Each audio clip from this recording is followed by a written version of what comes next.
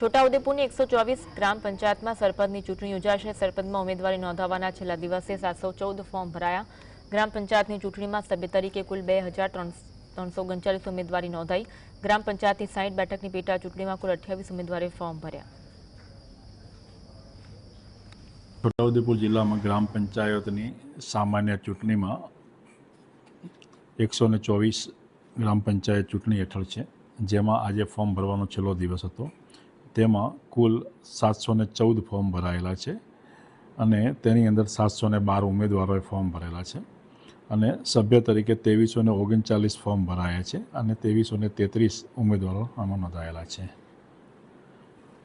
આ ઉપરાંત જે ગ્રામ પંચાયતની પેટા ચૂંટણીઓ હતી તેની અંદર 60 પેટા ચૂંટણી હતી, એની અંદર 28 ફોર્મ જે ઉમેદવારોએ ભરેલા છે અને કુલ ઉમેદવારો પણ 28 છે।